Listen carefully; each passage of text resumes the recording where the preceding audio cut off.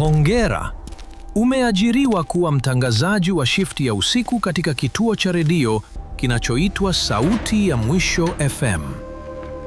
Kituo kipo nje ya mji, ndani ya jengo lililotelekezwa tangu mwaka 1999. Mshahara ni shilingi 800,000 kwa usiku mmoja. Kazi ni rahisi, lakini masharti yake yakivunjwa hata kidogo, sauti yako haitasikika tena duniani. Sharti la kwanza: fika kazini saa 5:59 usiku. Kama utaingia saa 6 kamili au baada ya hapo, utasikia matangazo yakianza yenyewe ukiwa nje. Ukiona hivyo, usijisumbue kuingia. Redio hiyo haitakuwa ikitangaza kwa binadamu tena.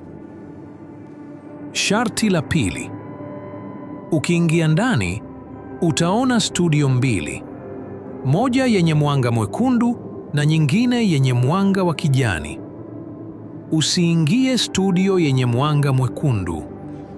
Mwanga huo huwashwa na sauti ya mtangazaji wa zamani ambaye alikufa akiwa hewani mwaka 2002. Akikuita, usijibu. Kama utajibu, sauti yako itatumika kama ringtone huko kusiko duniani. Sharti la tatu: saa 7:13 usiku, rekodi sauti yako ukisema jina lako mara 3, kisha uichezeshe kwa kurudi nyuma kwa sekunde 10 tu. Utasikia sauti nyingine ikijibu, ila wewe usiijibu. Hiyo sauti ndiyo huthibitisha kama redio bado inarusha matangazo kwa dunia hii au kwa dunia nyingine. Sharti la 4: kila saa 8:45 lazima uplay tangazo moja la zamani linaloitwa huduma za mwisho za redio.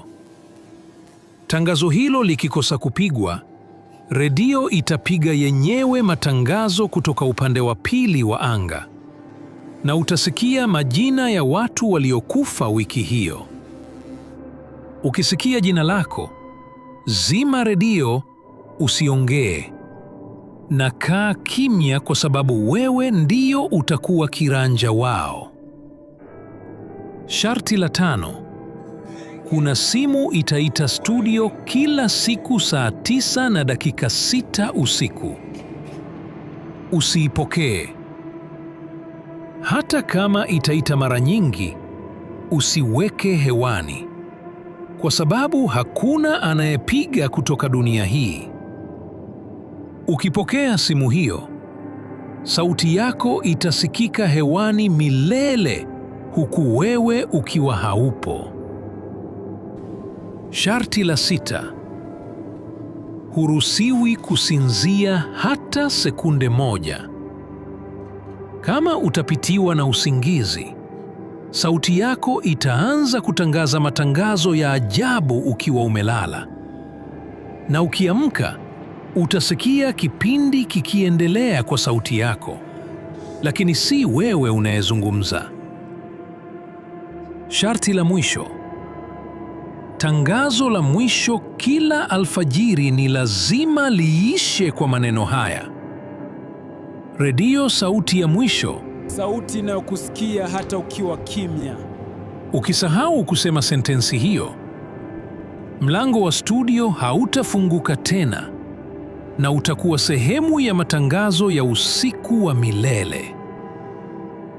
Kama hutaki kazi hii, hakikisha leo usiku taa isizimike ndani kwako, hata kwa bahati mbaya, kwa sababu ukizimika tu, utaisikia redio hiyo ikianza kupiga matangazo yako ya kwanza ukiwa bado nyumbani.